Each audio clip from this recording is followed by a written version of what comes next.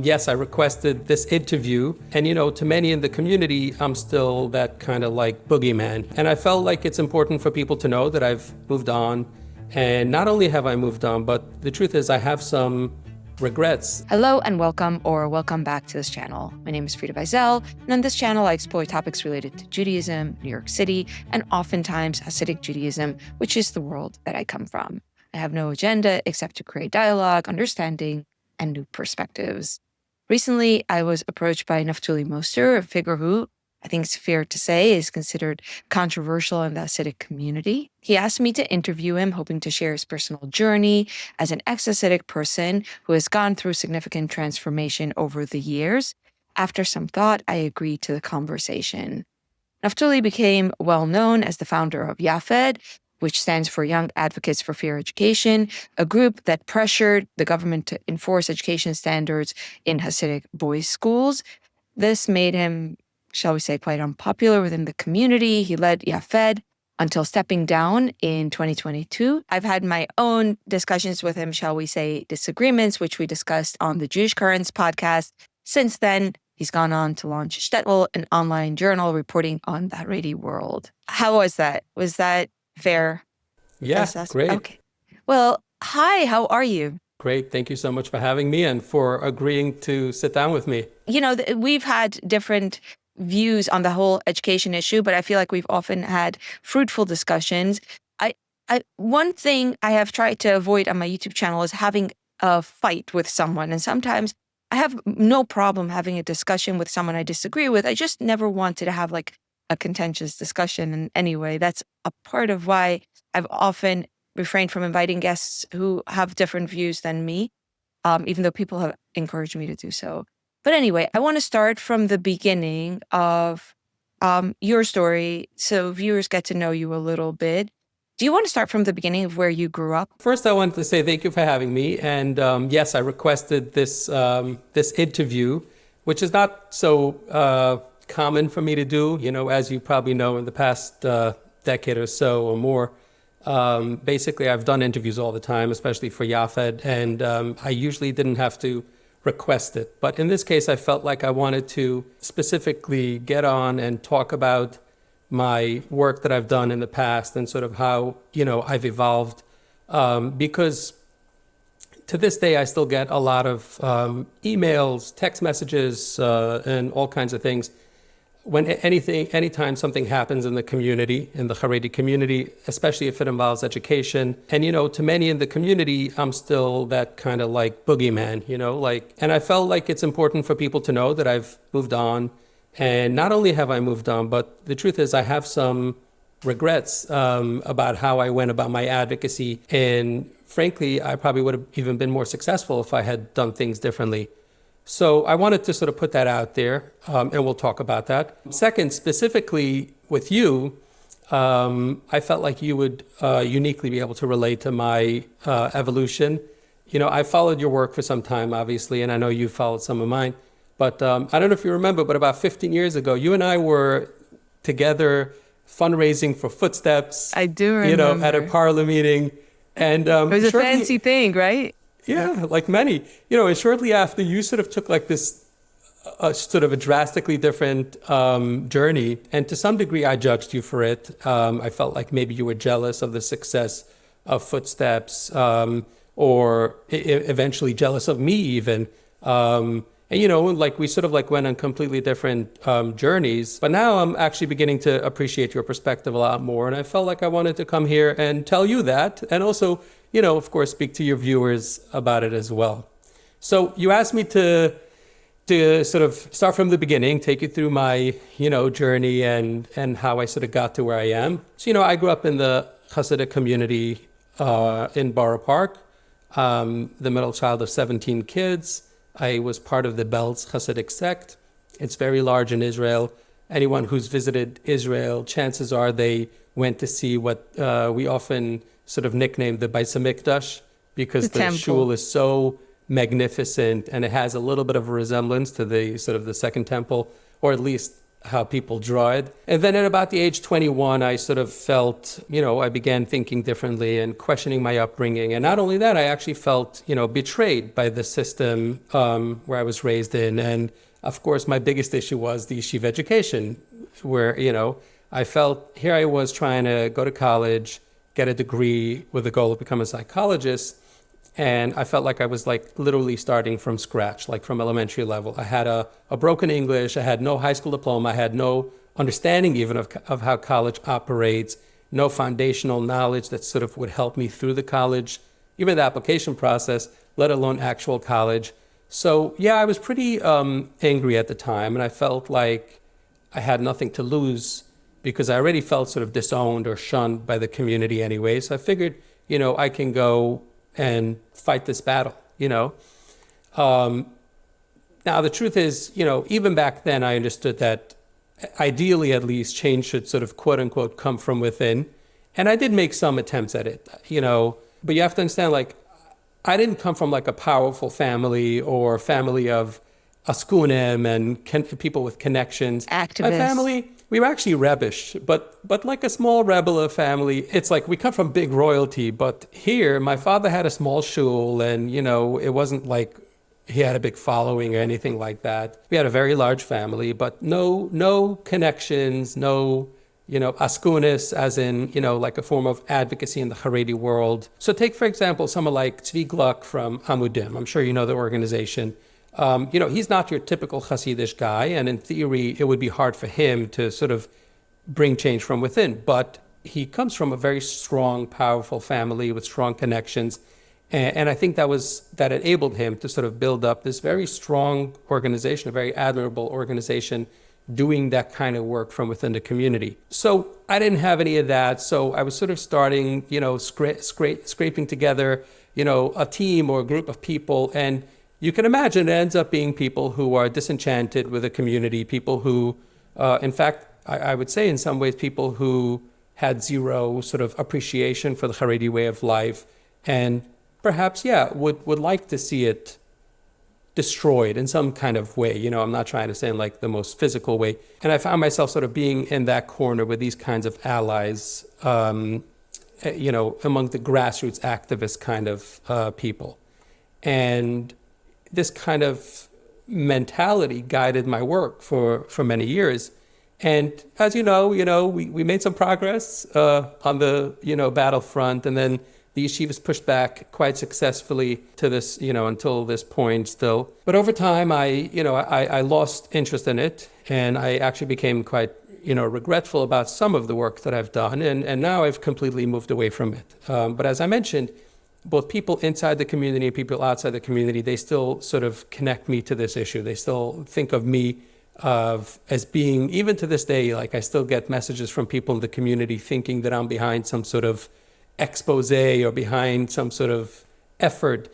And I figured this, I wanted to make it official, to announce to the world that I've moved on in more ways than more than one way, in part also because while I was doing the work, I felt like it was hurting my family. I don't just mean my own family. It was a contentious kind of work, but I also mean my siblings, my parents, my siblings' kids. And, of course, while I was, doing the work, I could always justify and say, look, I'm not hurting you. I'm just doing advocacy, and you live in an oppressive community, so the backlash, it's the community's fault. It's not my fault. But ultimately, it was the work that I was doing. If I weren't doing the work, there would be random people in the community, maybe respected people in the community. And so ultimately, especially now that I'm no longer involved, I figured might as well come out and say it, announce it to the world, so to speak. So that's essentially a big part of why I wanted to come on here and talk. When you say that your work hurt people, you want to expand on the ways in which a lot of people will not know exactly what your work was and why it was controversial. Can you unpack that? And also why it hurt your family. Not only that it was controversial, but why, for instance, your family would be hurt because you're doing advocacy. Exactly. Can you put the pieces together? Yeah, it's a good question. So the work I was doing was raising awareness and fighting to improve the secular education of Haredi yeshivas. Um, in theory, I still stand by that goal. I feel like there's no downside in improving the secular education of the Haredi community. I really would like to see that happen, but I do appreciate that we didn't go about it the best way. So we were, it was a big PR effort. I mean, it wasn't intentional. Like for many years, I didn't even know the word PR. I just was sort of getting the word out. Because the logic was as follows, that if I can't get the community leaders themselves to agree to change, then how do we get enough pressure from the outside to get them to accept this kind of change, right? So how do we generate pressure from the outside? Of course, you want government enforcement, right? Especially because the law already required non-public schools to provide a basic education. And the idea was, well, how do we just get them to enforce the law? Well, one way to get them to enforce the law is by generating enough sort of anger amongst the general public to be like, wow, there's a law, it's not being enforced, and it's having an impact on all these different communities, then, why don't you enforce the law? So that was sort of like where the whole media effort came about. And of course, we worked on policy and grassroots organizing. We had a lot of legal avenues as well that we were pursuing. So that's what the work was. Now, the community leaders, of course, didn't like it, and because they wanted to preserve the status quo. And as I'll go on to say later, like I actually understand them to some degree, something that I wasn't able to sort of acknowledge and admit at the time, that preservation of the community has a lot of value. And I don't agree necessarily that you must preserve the exact status quo when it comes to education to preserve the community, but I can see where their minds were. So it sort of became this thing that, Naftuli Moster was considered like the Haman of our generation, right? And you can just imagine such a tight-knit community, especially since Moster is not such a common name in the Hasidic community, at least not yet. I have a lot of siblings, and they have a lot. How many siblings? I have 16 siblings in addition to myself. Wow. And probably 80, 90 nephews and nieces. So in the coming years, Moster is going to become a very common name, hopefully. But it wasn't such a common name. So when people heard the name Moster, or I'm just going to imagine, I don't know this example, but I'm going to imagine if my brother wants to do a deal, okay, reaches out to a potential business partner. They're like, I don't know, this and this Moster, right? And they're like, oh, are you related to that Moster? Oh, well, he's out there, criticizing the community. How do I know you're not on the same page as him? You know what I mean? So like, I'm giving an example of how that could have potentially hurt family members. As you know, the way shidduchim work, this is the matches in the arranged marriage system, where, it can hurt, again, a similar thing, they try to arrange a shidduch and they hear Moster, they're like, how much are you aligned? And it's sort of seen as a blemish on the family. So those are some of the examples in which it could have hurt, members of my family. And I feel for them. I really do. Again, for a long time, I felt like, well, there's a bigger picture here. Tens of thousands of kids are being denied an education. I get that you don't want to speak out and that maybe it's sort of, you're feeling some of the backlash, but this is still an important cause. I just want to put it on the record, like where I came from, going back to 15 years ago, which I had my own strong feelings. I think in the end of the day, we both felt very strongly and we were both ready to put ourselves on the line for our perspectives. My view, of course, I was in agreement with you, and I think everyone, including in the community, is in agreement that more secular education or better secular education when there is for that 1 hour or 2 hours would be a good thing. My view was very strongly that this is a very raw nerve, that the moment you approach it with like a ham-fisted way, you're activating like a historical memory of, they're coming again for our way of life, and that they'd close ranks and you'd potentially close the opportunity for organic change that is naturally happening. And by the way, for a very long time, I was very heavily criticized by everyone, including close friends, for viewing it this way. That's how I felt it. And I think my view was often informed by kind of being in the neighborhood. I don't know. I have a very strong sense of the community's need, like it's tender spots where if you push, it's like you've activated that historical memory. And 100%. also, Naftuli, I've never wanted from you, by the way, to do any kind of mea culpa, just to put it on the record. I'm interested in understanding your journey. We've had discussions, we've had civil discussions about our disagreements, and my view was always very strongly that the change has to come from within, and the pushing from outside, especially with the antagonizing outsiders, is going to create a bigger resistance that can possibly counteract what it does.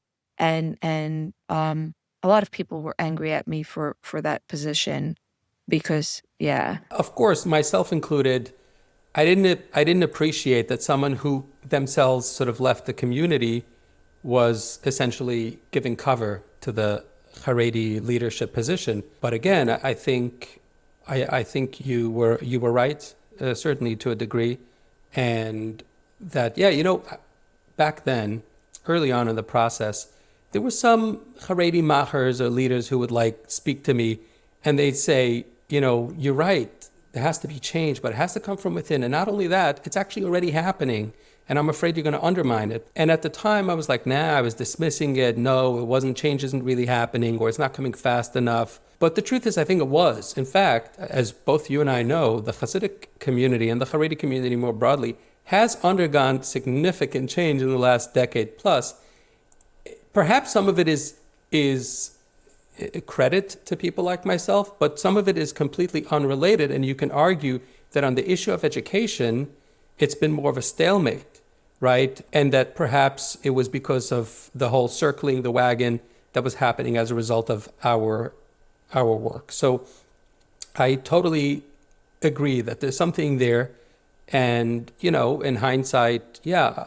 And as I'll tell you more a little bit over this interview, what sort of led me to get that sort of perspective now that that sort of gets me to realize that, there could have been another way, and maybe there still is. What made you leave Yaffed? It's a good question. One of the biggest things is, because it was so contentious, I did not want to continue doing it as my kid was growing up, and it's ugly, the things that were being said about me in the press. I'm talking about the Haredi press, and of course, just in general, it's the kind of work that your heart rate is always super high.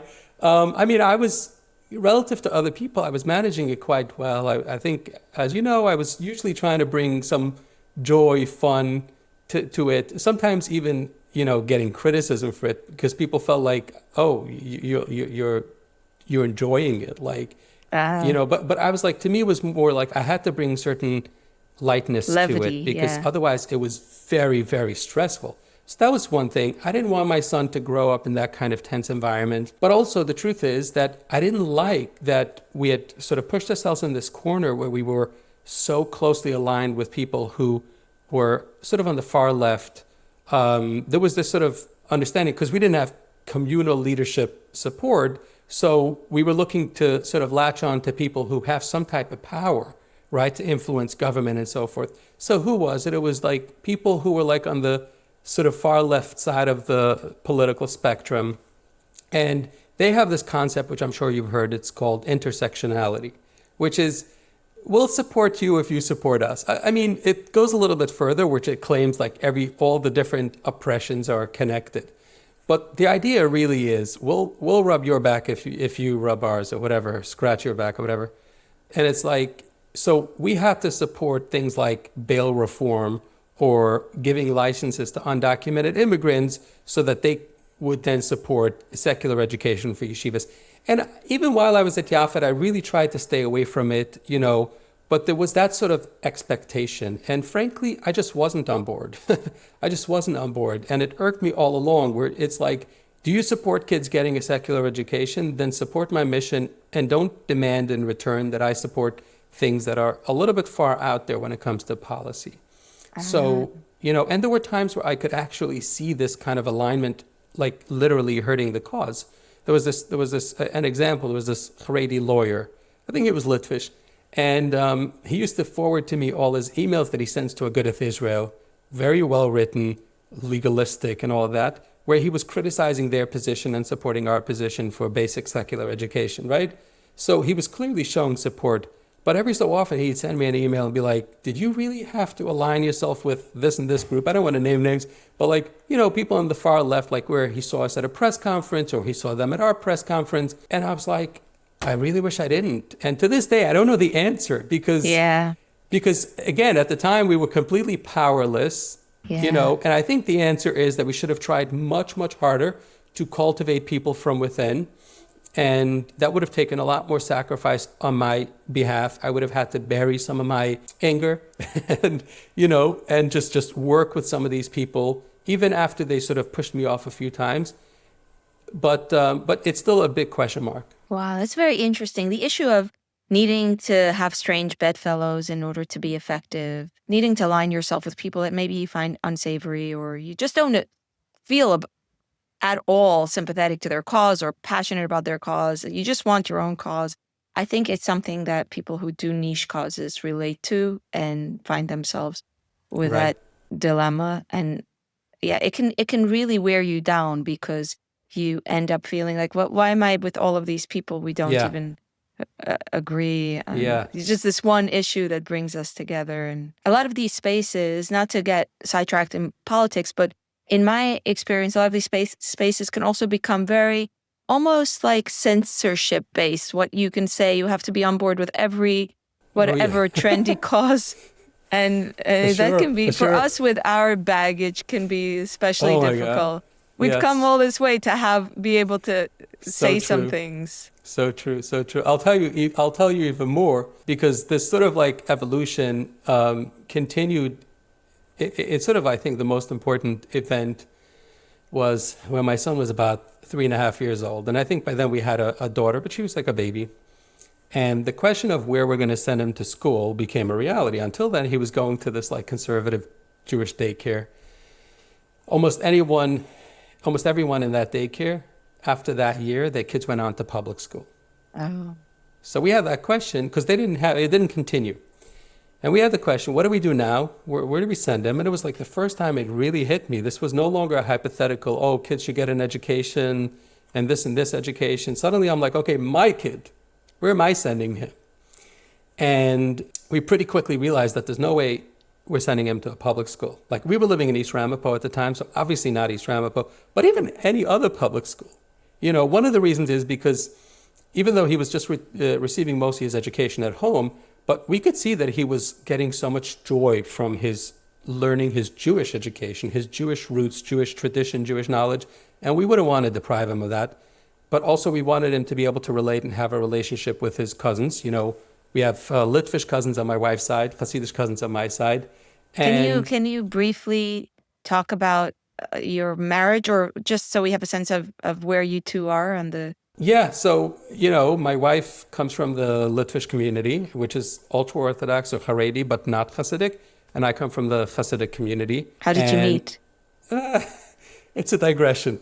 Okay, we won't go there. It's not a secret, but it's just, I feel like it could end up being a digression. But yes, we met, and it was like, it would be considered a mixed marriage within the Haredi world, right? But, for us, it worked really well. So that was the sort of the dynamic that we were working with. But it became clear that we also wouldn't send him, that one of the main reasons, to speak bluntly, not to send him to a public school is frankly because most public schools, their education is subpar, right? So, my wife, who's Miriam, who's an academic and very smart, she put together this like handwritten spreadsheet. Okay, it was on a huge Post-it note in our kitchen. We were living in Rockland at the time. And on the one side, it had the types of all kinds of different schools. And on the other end, it had different criteria or qualities that people think about when they think about schools. So to paint it to you, and I'm sure we have a picture of it somewhere, because I think I took one. But so you had the spectrum of schools on one axis. So you had everything from Hasidic schools to public schools. And, so you had Hasidic, Litvish, modern Orthodox, conservative reform, and then public school. On the other axis, you had things like Jewish education, secular education, screen and video time, which we didn't want, social connection, the cost, of course, and very importantly also demographic trajectory. Okay, in other words, we wanted a place where he wouldn't find himself homeless in a decade or two, which kind of precluded the conservative schools because their trajectory is declining. Okay, so obviously we didn't want him to go to the Hasidic school because I felt very strongly they're not getting a basic secular education, and frankly, he didn't speak Yiddish. Right, so it's not even an option. Yeah, but we quickly realized we also didn't want him to go to a public school where he wouldn't get a Jewish education and where the quality is not so great. So eventually we sort of, through this process, we landed on the modern Orthodox school. But first during this process, we also went to see some of the schools. We went to visit some schools. Initially, we were going to go to the conservative route.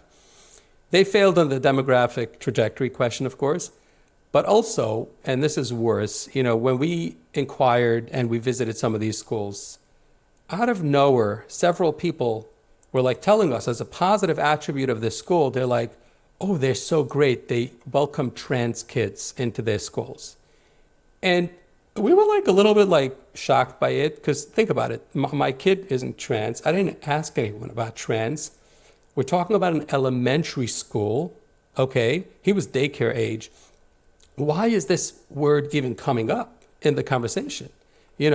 So to some of these people, like this idea that there was this assumption that if I am out there supporting secular education for Hasidic kids, I must also be on the bandwagon. I must also be on board with encouraging trans content and such in the schools. Yeah. It was a big turnoff. And I know people try to downplay this whole, that there was an obsession amongst the left with trans, right? Especially leading up to the 2024 election. But I've experienced it firsthand, My son, during COVID, so before that, he actually went to a non-Jewish outdoor school that had a farm, and they prided themselves on not reading to the kids. It's all outdoors. There's a lot of climbing, there's building, there's hiking. There's a lot of hiking, and of course, playing with the animals or something. So it's all in nature. So my son, even though he was only 3.5, he was a very good reader, very advanced, and that's really the only thing he enjoyed doing. We had to push him out of his comfort zone to go to this school and basically try some other things that a good boy should do. One day, so remember, they didn't read any books by shitta, on principle. One day he came home and he told us that his teachers did read them a book. And it was a book about a boy who wore jewelry, and all that stuff. And then he shared that they also discussed how one rooster on the farm became a hen, or vice versa. I don't know. Is that possible? I don't know, but I was furious. Like, it's one thing if you read books every single day and 1 out of 100 books is about a trans kid or whatever.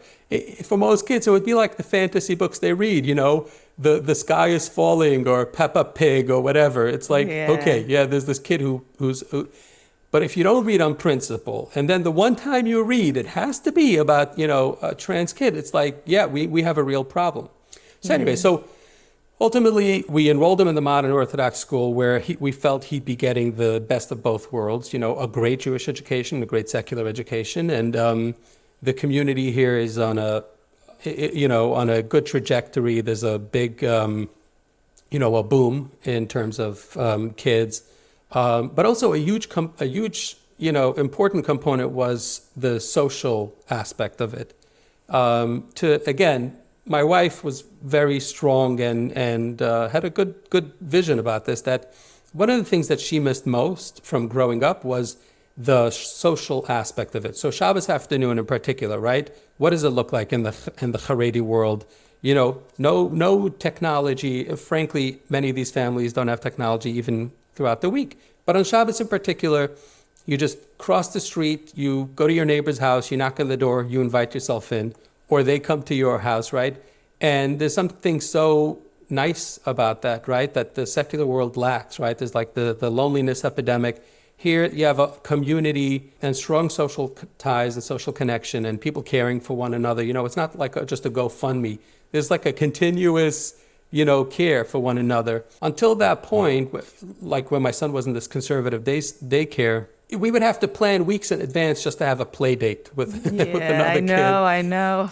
Or like when we invited, finally, when we had a play date, we invited a family on Shabbos we said it was like for Shabbos lunch. They'd come to the house and they'd be like a little bit dumbfounded by the fact that there's a whole meal prepared. Like, they thought it was just a regular play date. To them, it was just a regular weekday. So to us, this was very important, and we wanted to fully immerse in this world. So it was pretty abrupt. We picked ourselves up.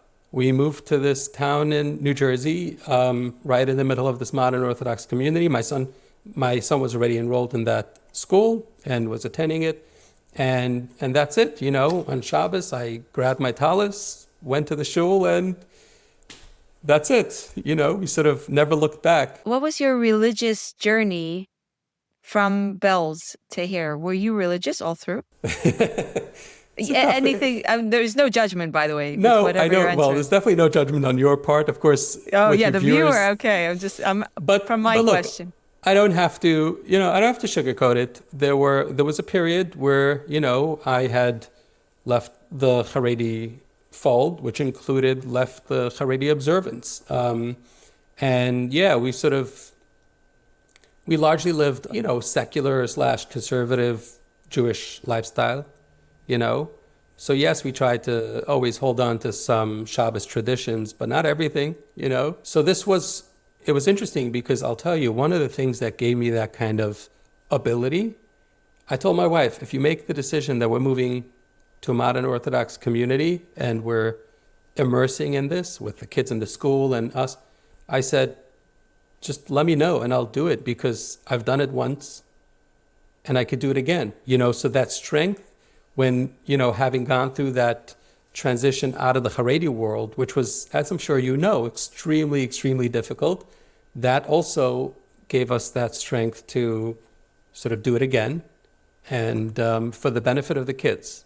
It's not to say that we're not appreciating it. To the contrary, It's been the best decision we've made, but the guiding thing was the kids. It's very interesting. There's so much to be said. I've always been very interested in ways in which a communal education works. I talk about it a lot on my tours. Besides for what happens in a classroom, what happens in a community to raise children, to educate children. And there were really nice things to be able to raise my son secular. And there were also a lot of ways in which I experienced a profound loss that came from leaving the community. Like it felt like you gain some, you win some. But a lot of the losses is, like you said, the Shabbos culture, the going over to the neighbors, everyone kind of living an enmeshed life. To me, it often felt like modern orthodoxy is like some kind of upper middle class or middle class life that you have to be almost privileged to be in, and you have to be married and probably multiple children. But it tries to straddle some of the of both worlds. And to continue to digress, since I've already digressed, and then we're going to get back on topic. I was just listening to a podcast with Naomi Seidman, who you might know her. She's ex-Hasidic, and she always says that like modern Orthodoxy doesn't feel like the real deal. Do you have a comment on that? I have so much to comment on it. I think it's a big mistake. Again, I'm in this mode of self-reflection, so maybe I'm a little too harsh on myself. Some people say I have a midlife crisis. But I used to feel the same way. I used to practically mock this idea of you could leave the Haredi community and become modern Orthodox. I'm like, are you crazy? You left the Haredi community, especially if you left because you don't believe in certain things, whether it's God or the Torah or whatever. It's like, oh, but you're going to become modern Orthodox. I mean, it's the logical conclusion is that you become an atheist and you're completely disassociated with any form of religion. And of course, at this point, I am the farthest from that position. And I almost want to get into, how do you say it? Evangelizing, on this, that, look, I've spoken to people who tried to integrate into the modern Orthodox world. Some of the things you said earlier are true. It's very hard to do it with a low income or with no sort of support. It could be a little cliquey, sometimes, especially when you're trying to sort of break into a group of people who know each other from the schools they've gone to, the shuls they've attended, the camps they went to. They have a lot in common. And by the way, not to dismiss also some of the more nuanced things, like they know certain cultural things that we just don't know. I'll give you an example. Like I was once in this little group of a little shul, and people were talking about going to this concert, Matzah Shabbos, of like a secular singer, which is not uncommon in this community, but everyone knew who that singer was. I didn't, Who? So I don't remember what it was. If I knew, it would probably stay in my memory. But it's like these things, where, and by the way, we're talking 16 years after leaving the Hasidic world, but you can never make up for it. I'm sure you've had this where people would tell you, Frida, you must watch this movie because you missed that as a kid. You should watch it now. And I'm like, I need to catch up on so many movies or other things that I didn't do as a kid while also living my life currently and taking all the new information that we're getting, all the current movies that are becoming, major things that you need to watch. Yeah. Yes, the classics. So that's the thing, so there's some truth to it. But at the same time, once you get past this sort of like rigid ideological position of like, if I don't believe in X, Y, or Z, how can I do this? It's actually a pretty good place when you take into account the fact that you grew up Jewish, you're proud to be Jewish, you want your kids to be Jewish, and you want a community, you want a sense of belonging, you want your kids to get a good education and instill good values. Frankly, it's not a bad choice at all. So I'm happy to speak to others, who've left the Haredi world and are contemplating it. I think it's not a bad choice. Maybe it's your next activist project. Hey, maybe. We'll talk later about my next chapter. Yeah. Well, I'm not done with your religious journey. I just have one more question. Sure. If you're comfortable speaking to it. Does God play a role in your life? It's a good question. I don't know. Probably not in the traditional sense, which, by the way, as you and I know, in the Hasidic world, let me turn this to you. What percentage of Hasidim do you think believe in God as described, in the community? I don't know. I have no idea. It's a good question. Come on, you should know. The percentage I can't give you. No, approximate, based on your conversations or based on what other people tell you. Like how many times have Hasidim told me like 90% of the community doesn't believe, Yeah. I'm giving, and that's maybe an exaggeration. I'm sure it's like probably 60% or 70%. I don't know.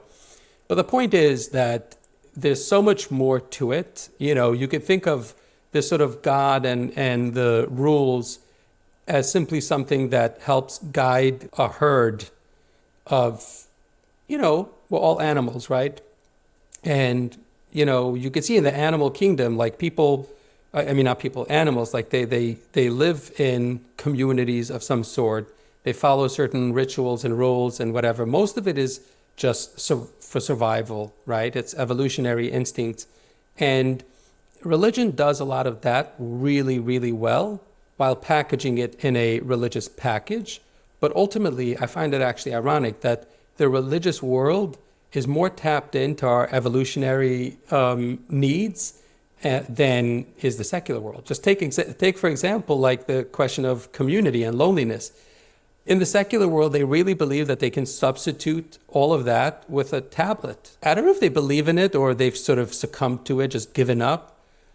And the religious world held on so tightly and fought back. Like, I don't know about you, but I was, of course, laughing at the bans on smartphones and all kinds of things. But whether they knew it or not, it was the right thing to do. Yeah. You know what I mean? Yeah. Going around and seeing kids just bury their face in technology. Yeah. And there's something very unnatural what it does to the mind and, to the behaviors, that it's causing so much harm in society. Yeah. Someone actually recently had a blog post about this. I think it was called Das Torah or something on this topic. And they stressed, like, it's not to say that somehow the rabbis knew what it's going to cause in a decade or two or in 100 years from now when they banned television. But there's something there where they understood instinctively that we must preserve our people. We must preserve our way of life because there's something very natural about it. And that's another thing that brings me, that I feel like there's a disconnect between people like myself and others in sort of activism, where they have no appreciation for the family unit, for the community, and everything is up for discussion. Everything can be disrupted and destroyed. Yeah.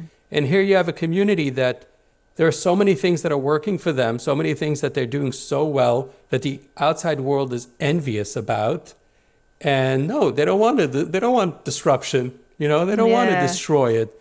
And I don't want to be aligned with people who are seeking to destroy the systems that are working really well. Yeah.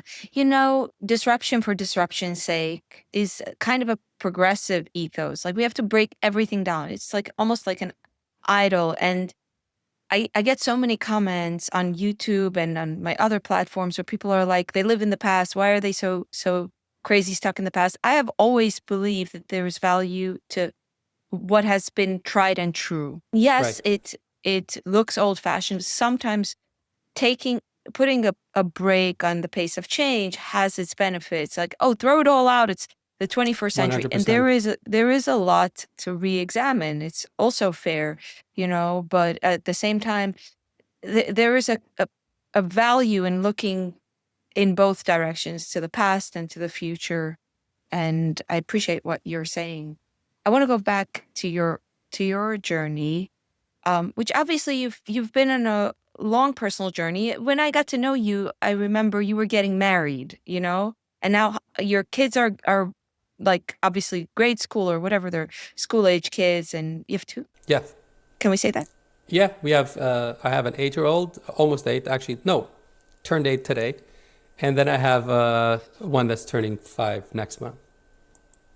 Very nice. Yeah. Sweet. Okay. Super sweet kids. Yes. Oh, I'm sure they're sweet kids. They're still pretty little.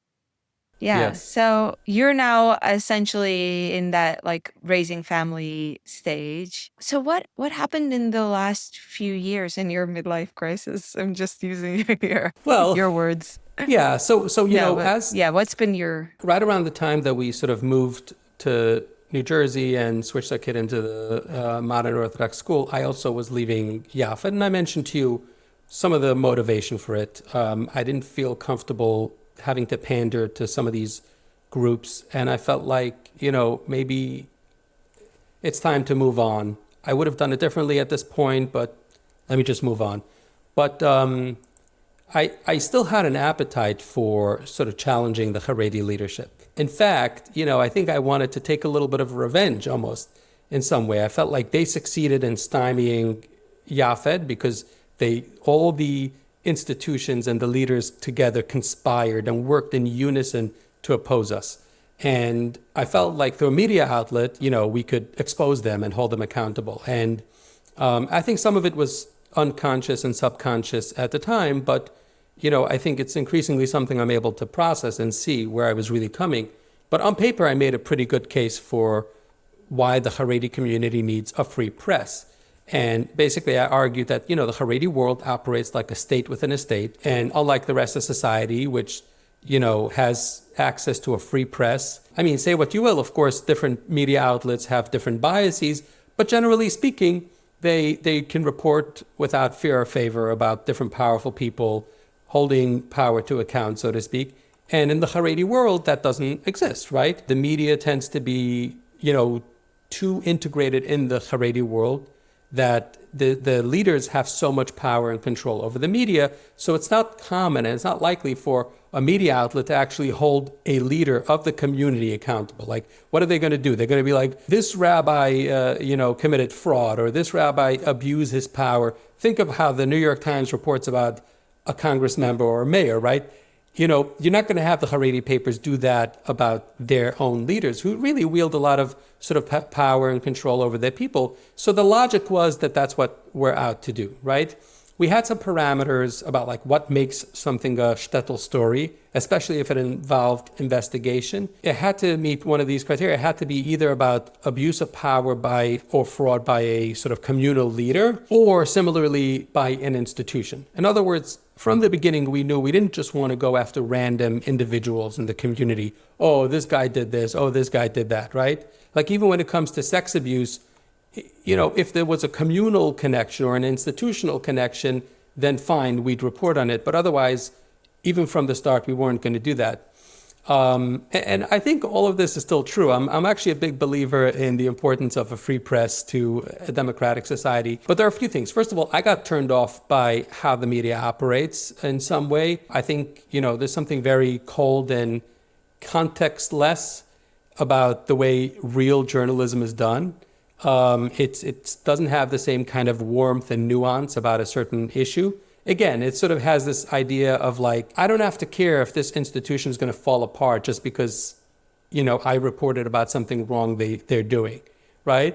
And it's like, it's very cold, right? And I also got to see up close how some of the media works and how they steer their readers, their viewers, their listeners, you know, into a certain place. So, you know, in other words, you know, the institution that's meant to uphold democracy in some cases doesn't exactly do that. I also felt like terrible that in some cases, even though, yeah, we were like aiming to report only on like people in power, they're people and they have families, especially in an insular community, and it hurts them. You know what I mean? So I didn't like it. I also felt like it's ironic. Part of my, you know, as we were doing this reporting, you know, one of the ways we would find a story is like I would flip through the Haredi media, you know, magazines and newspapers, and essentially look for something juicy. And as you know, there's always plenty there. But I would also come across so many nice things in the community, you know, whether it's certain goods and services or charities, or even there's like a program that helps, I don't remember, I forgot what it's called, but it helps families whose siblings or kids went OTD. Right? It's a Belza thing, isn't it? I don't know. I know in Israel, the Belzer Rebbe is sort of known for this, but I didn't know if this, I don't know who runs this organization or who it's affiliated with. But you see these things, you know, yes, I'm thinking like, yes, there are real issues in the community, and I really wish that there's a good way to address these issues. But is media exposure, you know, the best way, you know, to go about it, especially when media itself sometimes misses the mark? I'll give you an example. You know, I was working and I was actually following up on tips about Hatzalah allegedly doing this or that. I'm not even going to go into details. And meanwhile, Pesach last year comes around and we're by my in-laws in Monsey. Okay, we were already living here. We're by my in-laws in Monsey. The morning of the first day, my son, he was 6 at the time. He always wakes up very early and, you know, regardless of when he goes to sleep.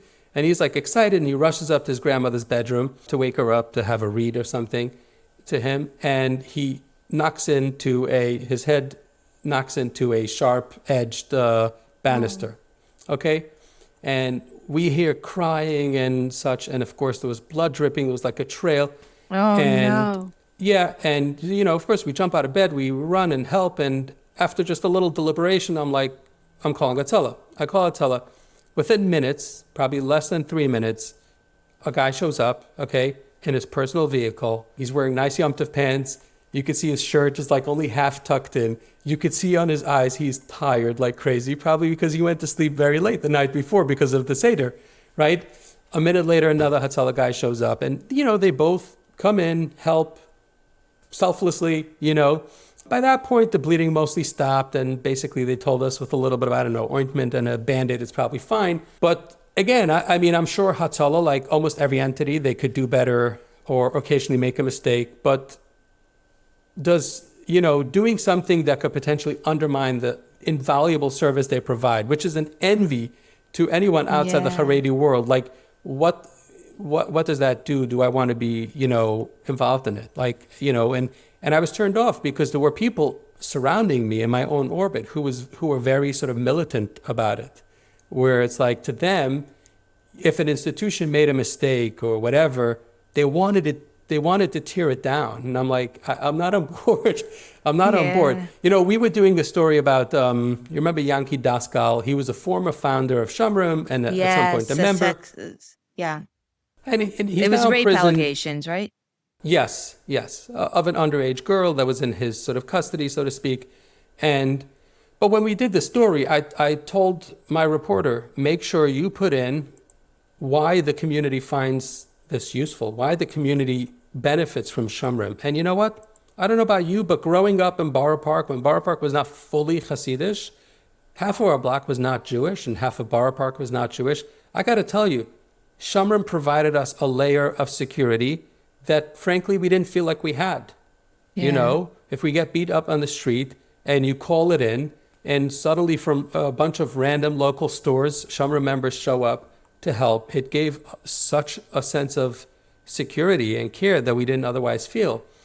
And I feel like that's important, you know? Yeah. You know, you touch on such a dilemma because this is a community that has its flaws. It has plenty of its flaws, of course.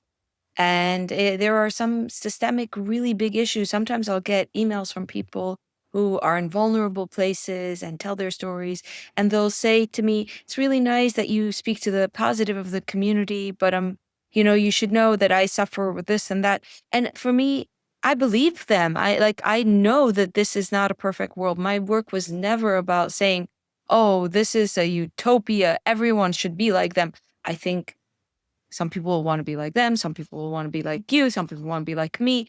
I just always like to explore the uniquenesses, but it feels like oftentimes we're in this position where if we don't talk about the negativity, if we don't talk about the issues that are hidden under the rug, who else is going to speak to it? And essentially you're complicit. That's sometimes the burden that kind of I feel like is placed on me in my work. How can you speak to everyday life without exposing the ugly side? Because I have no interest in hiding things. Yet at the same time, there are so many people that are looking to focus only on that. Shomrim is a good example. Shomrim was always a banal thing to us. It was a community organization where we look after each other, coming from a long history of feeling the need to organize this way. But you talk to outsiders, they have their own police. There's some conspiracy of like their own. Yes. Is it that? It was never that to me. What is? And Daskal's story I can doesn't. see how people see it. I can see how people on the outside see it. But at the same time, it's like you said, everything could be seen in the negative light or in the positive light. And the reality is there's a lot of positive. You know, I want to tell you another story. We did a story about Judge Ruchi Fryer. I'm sure you know of her. Okay. Yeah, let's tell everyone who she is. I'll get to that. It was mainly just like a positive story about how she was nominated from like a local district judge to being the Supreme Court judge. Now, being the Supreme Court judge in New York doesn't mean state level. It's a state level. The Supreme Court is one of the lower level courts, but it's bigger than, the local district court that she was on. So it was a nice positive story just about that she was nominated to become the judge.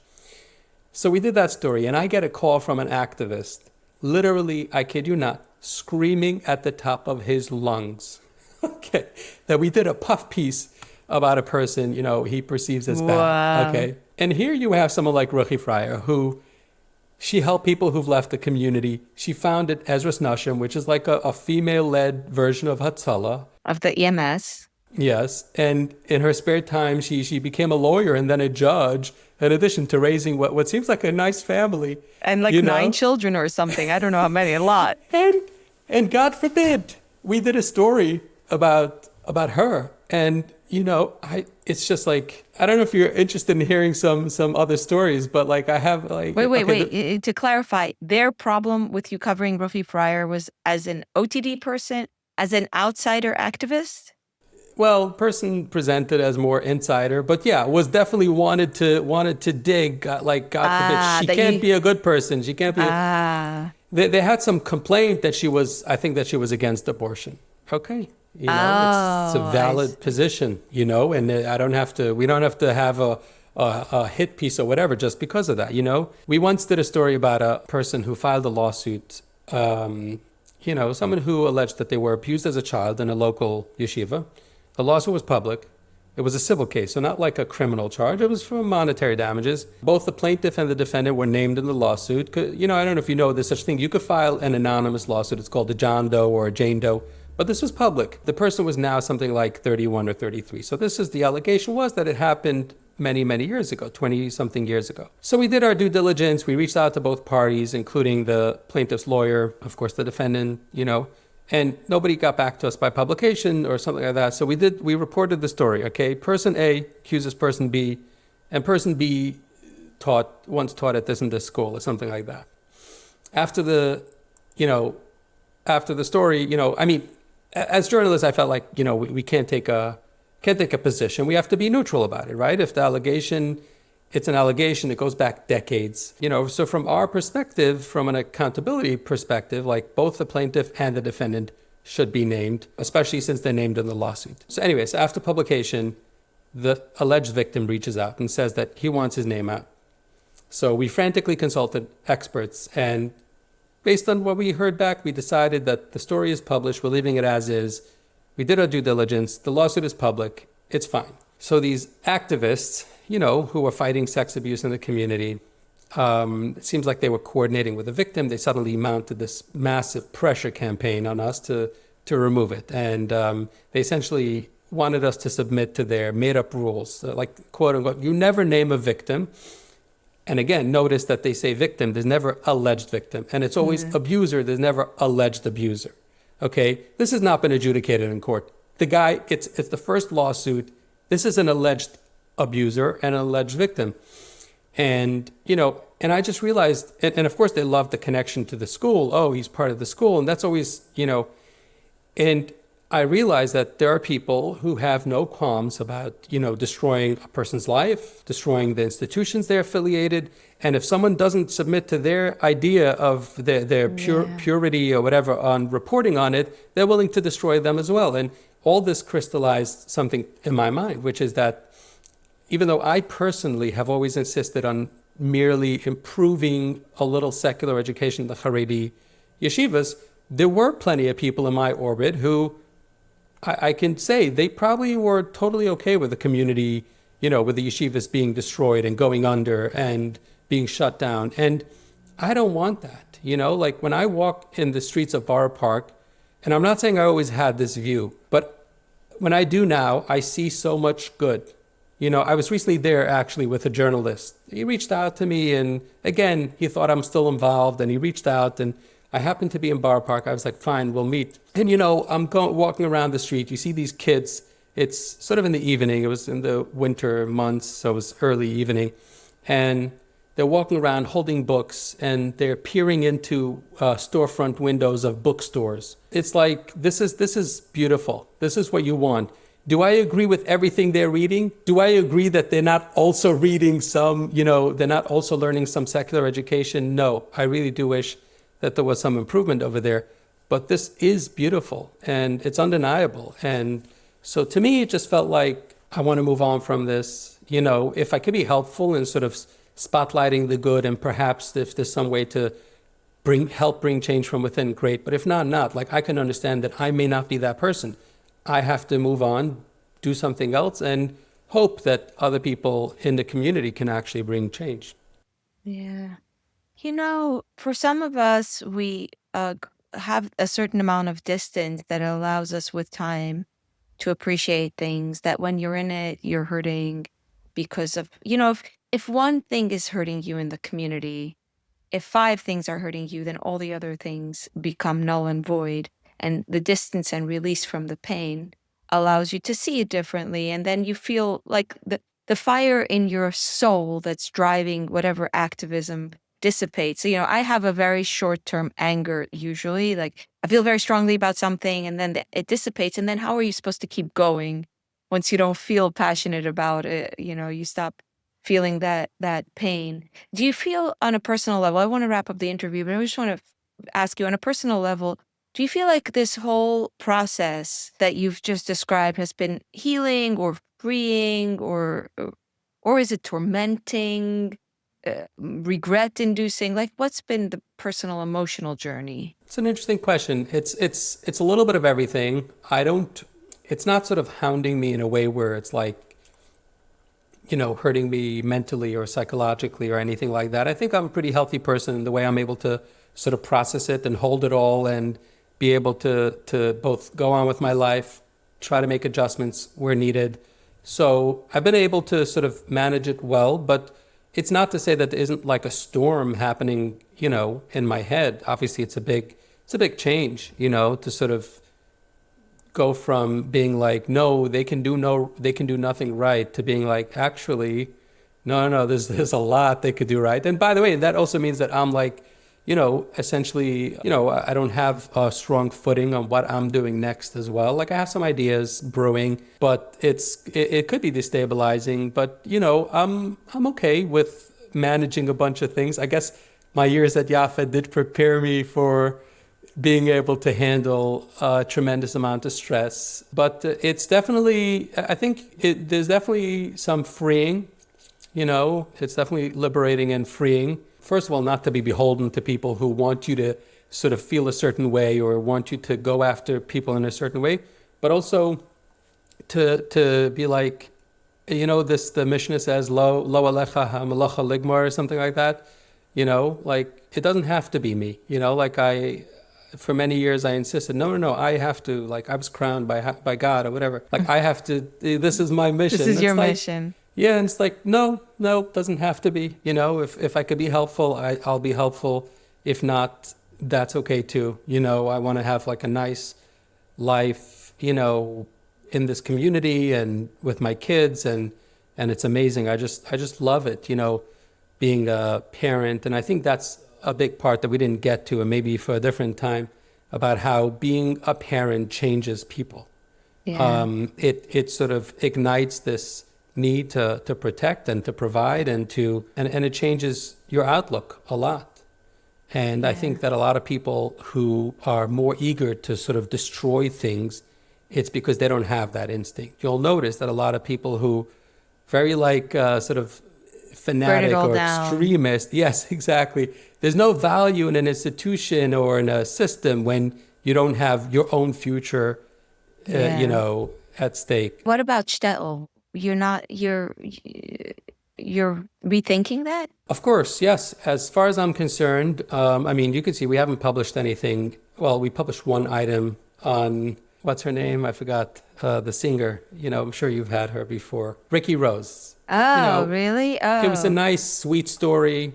And if I could do that, that would be great. I was thinking maybe shtetl could become like a hub for, content creators. I mentioned to you before our interview about like possibly turning it into like just an archive, no editorializing, no criticizing, no investigating, just Yiddish, archiving Yiddish content, things like that, or not. Yeah, I'm okay with if shtetl, shuts down. I don't have to do that. It would be great if I can keep it going and if I can do something productive and helpful. But if not, that's okay. Would you consider becoming a lawyer since you have that experience with the stress in your past? Oh my God, I can't believe you mentioned that. I recently had a mentor of mine just like pressure me to do that. He was like, you must go get the LSATs, you must go. Because I shared with that person how I feel, But, the funny thing is, Frida, a lot of people don't know that I'm actually not by nature confrontational. I grew up like as a pretty shy kid, I also like to read a lot, and doing Yaffed and all that was very much outside my comfort zone. And yes, people think of me as like, oh no, this is what he likes to do, and I don't. I don't want to be a lawyer. I feel like it's a pretty adversarial kind of thing. Now there are all kinds of lawyers, including people who do like estates. It doesn't have to be adversarial, but when people tell me I should become a lawyer, clearly it's because they're thinking about. They're thinking it. And frankly, it's like they don't realize I actually would love to do something nice, bridge building, community, building and organizing and developing something nice, something positive, Wasn't that your first calling with social work? Well, social work was going to be more like individual counseling, like clinical which is social also, work. it's not like being a shark. Right, exactly. And, I think that sort of ship has sailed. I never went on to get my LMSW or the LCSW, which is required. There are some opportunities for, to do like coaching or, there are mentoring and things like that. It's possible. I'm thinking bigger picture. I'm thinking more sort of community-wide, global. I'm a systems kind of guy. But again, I'm not pressuring myself into anything at the moment. I guess I have the luxury a little bit to sort of take a deep breath and sort of carefully plan my next chapter. What would you expect the reaction to this interview is going to be? Because people have strong feelings about you. Yeah.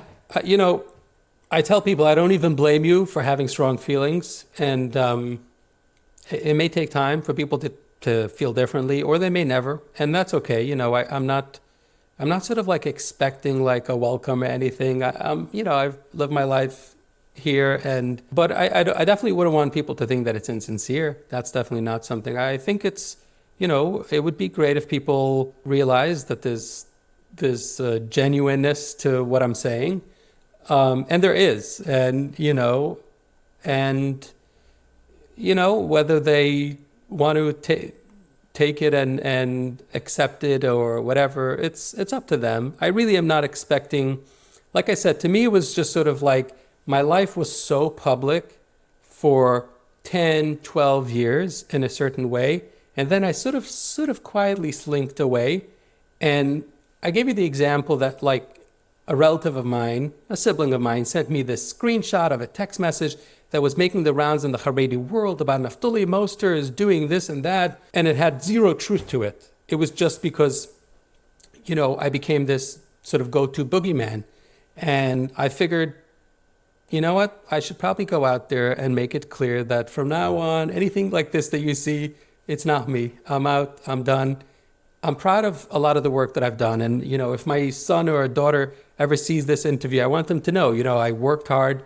I believed in it, and I still do. I believe that, kids should get a well-rounded education. I think I learned a lot, and I realized that the method could have been done differently, and I would have done it differently if in hindsight. But that's that, yeah. All I'm going to say to wrap this up is, personally, I very much relate to being able to rethink things. I have done it multiple times in my life, and I think it's a great privilege to be able to do it. It's probably the one of the greatest highlights of my leaving the Hasidic community journey is that I was able to rethink my life and rethink it again and again and again. Yes. And that is something that we as humans, it's just it's a gift. It's something that, and to be able to give ourselves that freedom to say, I saw it that way and now I'm seeing it differently. Right. And I don't know how I'm going to see it in the future. And right. Maybe I'm so freaking wrong right now, and I can only try to keep an open mind. Right. And I wish more people were able to sort of like be okay with changing their minds. We live in such a like black and white kind of world now, and it's so hard for people to change their minds, even if they see the truth, So I think if someone gets that out of this interview, I think that would be great. Yeah. Anything I was supposed to ask you think I should have asked you that I didn't? No, I think we touched on everything. And it was certainly a lot, and we went over time. I'm mindful of the hour. I see the clock ticking, so I told you it's going to feel like 15 minutes. Yes. I did not think we would stay under an hour, was my feeling. That's why I warned you. And the funny thing is, I could keep going, but I think, the point's been made. We made the general points, and I really appreciate that you decided to do this interview, because I think it sort of falls outside the kind of scope that you normally do. You profile sort of nice, community events and places and sometimes people. This is different. You had to lean into something that was a little more controversial. And again, you have no idea how people will accept it. People might be upset that you sort of gave me a platform. And again, as far as I'm concerned, it's all fair. It's all fair, I accept it. That's all. For me, I knew that people would possibly be upset. That wasn't really my concern. I'm trying really hard to Hasidim who have a hard time understanding, to make a point that I'm not here to glorify. I'm trying to have a conversation And I was a little bit concerned about that. Like, I'm not here to be like, we're always showing only the positive side. I didn't speak to you earlier, now I speak to you. I just never wanted to end up fighting. Right. That's something I never want to do in an interview. Like, that's not my style. I want to have a discussion with someone who, I feel like we can have the world is so full of debate. I just don't want that. Yep. But anyway, I really enjoyed talking to you. So Same. thank you so much. Should I link anything in the video description? No. If you change your mind, your law practice. I'm kidding. Look, shtetl will not continue as it's been. So it may turn into something that sort of puts out nice, uplifting things, kind of like a little bit like what you're doing, but from in a different way. Or it may be something else. So it doesn't hurt for people to follow it, as long as they know that what they're seeing there from the past is different from what they would be seeing there in the future. Great. I'll do that. And I'll link shtetl and whatever else we might decide in the video description. Thank you, Naftuli, so much. And also to the viewers on YouTube and the podcast listeners as well. Thank you and bye-bye.